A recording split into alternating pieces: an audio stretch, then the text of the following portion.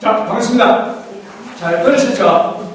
우리 지난 시간에 우리 한 내용은 보존적 조직 관리로 하여서 인간관계와 그에 따른 인사관리 전략, 조직 관리 전략에 관해서 우리가 학습을 했었죠.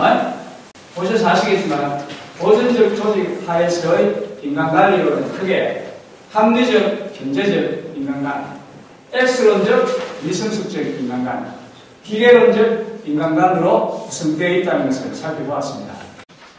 합리적, 경제적 인간관리라는 것은 뭘까요? 합리적, 경제적 인간관리라는 것은 우리 인간의 가장 궁극적인 행동의 목표는 자기 자신의 이익을 최대화하는 것이고, 이 자기 자신의 이익을 최대화하기 위해서 인간들은 끊임없이 이기적이고 계산적이고 타산적인 방법을 행동하면서 자기가 한 이에 대한 대가를 확실하게 받고자 하는 것이 합리적 인간관의 개요라는 거예요. 그럼 인간이 이와 같은 존재라고 하면은 여러분이 관리자가 되거나 혹은 복지관리 분야에 책임자가 됐을 경우에 직원들이 열심히 조직 목적 달성에 기여하도록 하려고 하면 어떻게 해야 될까요? 열심히 일을 한 사람이에요. 그렇지 않은 사람입니다. 똑같은 대우나 혜택이나 봉급을 준다라고 하면은 어느 누구도 조직의 목적 달성을 위해서 헌신적으로 기여하려고 하지 않겠죠? 그래서 어떻게 해야 되겠습니까? 성과급제나 지금 운행하는 특별상여금이나 연봉제를 통해서 열심히 일하는 사람에 대해서는 그렇지 않은 사람보다 더 많은 보상, 혜택, 대우를 해주면 여러분 일하셔야 하지 않더라도 여러분 스스로 조직의 목적 달성을 위해서 스스로 일한다는 겁니다. 왜? 인간은 자기 자신의 이익을 최대하고자 하는 기본적인 궁극적인 목표가 있기 때문에 돈을 벌기 위해서 자기 스스로 일한 만큼의 대가가 주어지면 다시 한번 일하세요 하지 않더라도 자기 스스로 알아서 자기의 이익을 최대하기 위해서 스스로 열심히 알아서 조직 목적 달성에 기여를 한다는 것이 합리적 경쟁 간의 개요예요. 다음 둘째, X론적 미성숙적 인간관리라는 것은 우리 인간이 누군가에 의해서 관리감독 되어지지 않거나 자기가 하고 있는 이 일이 자신의 이익과 관련되어 있지 않을 경우에는 지성적으로 게으르고 나태하고 무책임하고 일하기 싫어하고 믿을 수 없는 비협조적인 사람이다라는 것이에요.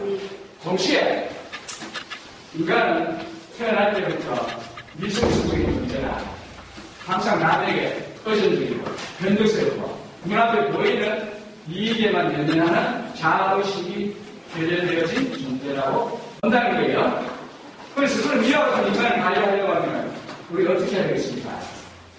인간은 원래 태어나면서부터 선천적으로 일하기 싫어하기 때문에 여러분이 민주주의적인 리더십을 발휘해서 일하도록 만들어야 된다. 가만히 내버려두면 원래 인간은 태어날 때 일하기 싫어하고 게으르고 나태하고 무책임하고 믿을 수 없는 존재이기 때문에 조직의 관리 책임자가 근위주의적인 리더십을 발휘해서 일을 하도록 만들어야 된다는 것이 첫째 조직 인사관리 전략이고, 두 번째는 모든 인간들은 그냥 내버려두면 일을 하지 않기 때문에 철저한 관리감독을 통해서 작업 계획에 따라서 일하도록 시키고 일한 만큼의 대가를 지불하게 되면 조직 구성원이 목적 달성에 그나마 기여할 수 있도록 만들 수 있다는 거예요. 그래서 이 두 번째 전략은 상벌 정책입니다. 당근과 채찍 전략. 잘하는 사람에게는 상을 주고 못하는 사람에게는 벌을 주는 정책입니다. 그렇게 하지 않으면 인간들은 태생적으로 게으르고 나태하고 무책임하고 자기 자신은 이익에만 내는 사람이기 때문에 아무도 일하려고 하지 않는다는 것이 X론적이면서도 미성숙적인 인간관의 특징이라고 할 수가 있어요. 세 번째, 기계론적. 하나 추가하세요. 몰인간적 존재, 몰인간적. 기계론적, 몰인간적 존재라는 것입니다. 그래서 이 고전에서 얘기하는 거예요. 우리가 참고해야 되죠. 고전은 우리의 삶의 생활을 영향하고 있어서 뭔가 옛날에 나온 이론들이지만 오늘 21세기 신시정보사에서도 뭔가 우리에게 교훈을 주기 때문이다. 그래서 이 기계론적, 몰인간적 인간관이라는 것은 우리 인간이라는 존재는 조직 속의 구성원으로서 조직에 의해서 통제, 조작되는 존재이고 그 조직 속에서 조직의 경제적 요인에 의해서 동기가 유발되어지는 존재이기 때문에 인간도 조직을 조작 통장에서 기계처럼 돌리면 돌아간다는 거예요.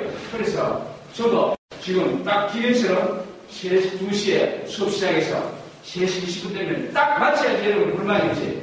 3시 20분에 안 마친다더니 일찍 마친다더니 늦게 마친다는 사람이 교수님 왜 수업 시간을 준수 안 하세요? 라고 여러분이 저에게 불만을 제기할 수가 있죠. 그래서 나도 하나의 이 기계 속에 나서와 불과한 역할을 한다고 볼 수가 있다는 것이 고전 조직 이론에서의 중요한 핵심 내용이에요. 지금 시대에서는 방송하는 게 너무 많죠. 많지만 그러나 한번 생각해보면 맞죠. 그러나 한번 생각해보면 맞죠. 나 지금 내가 하는 게 뭐 틀린 말 있습니까? 여러분 이거 대본에 왔으면 일하러 하죠. 영원히 목사입니다. 영원히 목사. 그게 고전이나 영원히 시대가 변해도 상황이 변해도 그게 바탕이 돼서 이렇게 맞습니다. 예. 화가의 우리 시대에서 박수 한번 칩시다. 여러분이 더 이상 강의 안 해도 더 이상 강의 안 해도 이 수업 목적이 충분히 다 준비되어 있는 거죠. 멀리 왔기 때문에 이거를 버리고는 안 돼요. 그렇죠. 뭐니 해도 머리가 최고야. 그래서 일하러 온 이유는 돈 벌기 위해서 온 거니까 내가 일한 만큼의 대가를 지불해주지 않게 되면 조직 구성원이 조직에 대해서 절대 만족할 수 없겠죠. 1차적으로 이게 돼야 됩니다. 1차적으로 이게 안 된 상태에서 인간적으로 뭘 배려를 좀 제하고 찬전하세요. 찬전하시죠. 우리 기도 선생님 시간 나세요. 제대로 월급도 안 주고 일합니다.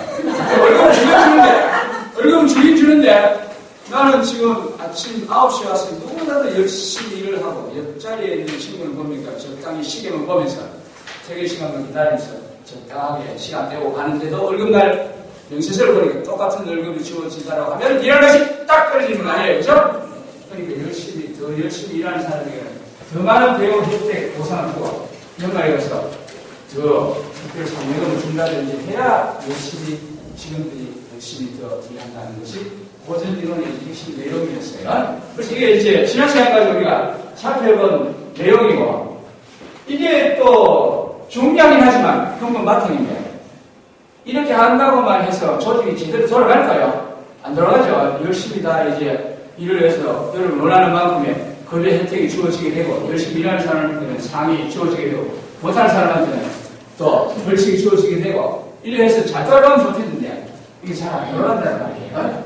그래서 그 속에서 여러분이 내가 기계가 아닌데 왜 회사에서 나를 기계처럼 돌리니까 다 기계처럼 여러분 돌아가고 있잖아요. 지금 수업 안 해도 여러분 다 기계처럼 수업 시간에 들어와서 안 오면 오픈하고 또 조퇴하면 세모하고 교수님 마음대로 하는 게 없잖아. 결석대로 결석하면 끄고 조퇴하면 세모 치고 시간하면 꽃도 치고 기계처럼 조직의 룰과 규칙대로 내가 기계 속에 한 나사처럼 이렇게 이제 저도록 되어 있어요. 지금 실제적으로. 그런데 여러분 기분 나쁘잖아. 교수님 이거 기계가 아닌데요.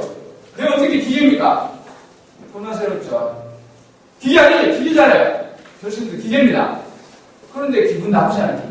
이거 기계가 아닌데 고귀한 감성의 힘이 하나의 고귀한 인격체인데 돈만 주면 다 된 걸로 이렇게 생각하시면 여러분이 일할 맛이 안 나는 거예요. 돈이 필요한 사람들에게 딱 맞는 이론이 1차적으로 회사에 온 이유가 일단 돈 벌기 위해서 돈을 벌어야 자기를 대학교 보내고 또 내가 원하는 경제 사회적 요구를 충족시키고 하는 그와 같은 상황에 놓인 사람들에게 딱 맞는 이론입니다. 근데 어느 정도 여러분 다 여기서 벗어났잖아. 벗어났으니까 돈만 벌기 위해서 온 겁니까 지금 여기야. 여러분 여기 공부하러 오는 학점을 따기 위해서 온 거예요. 아니죠. 그래서 여기에 대한 이제 불만이 나오게 됩니다. 합리적 경제인간에 대한 불만. 일한 만큼의 대가를 뭐니 해도 돈으로서 취급만 하면은 사장님으로서 역할은 다 끝났다고 생각하는 사람에 대한 불만이 나오겠죠. 사장님 돈만 주면 다 끝난 겁니까? 나를 인간적으로 좀 이렇게 해주시면 안 됩니까? 내가 돈 버는 기계인 줄 아세요? 기계를 생각한다. 당신 돈 버는 기계 맞잖아요. 기분 좋습니까? 나쁘죠. 사장님 저는 돈이 진짜 돈만 필요할 때는 그래야 기분 안 나쁘지. 근데 이제 어느 정도 소득 수준이 살만한 상태에 되면은 또 다른 걸 요구를 하게 되는 거예요. 그래서 이제 요구되어지는 것이 요거예요. 사회적인 욕구를 여러분이 충족시켜 주기를 원하는 단계에 오게 됩니다. 일단 이제 어느 정도의 필요한 만큼의 봉급을 받게 되어지고, 이제 대우를 받게 되어지면은 사회적인 욕구가 이제 용수를 치게 되는 거예요. 지금 누구 사람이 얘기를 하니까 돈이 필요한 사람이 부수적인 문제, 그 다음에 문제다. 여러분 다 지금 그거 생활하시는데 큰 돈이 없을 정도의 수준이 낮잖아요. 맞습니까? 자연적으로 사회적인 욕구가 여러분의 가슴 속에서 수준치게 되어진다. 그래서 오늘 이 시간 수업 줄 때는 우리 인간의 사회적인 욕구에 관해서 학습하는 시간을 갖도록 하겠습니다.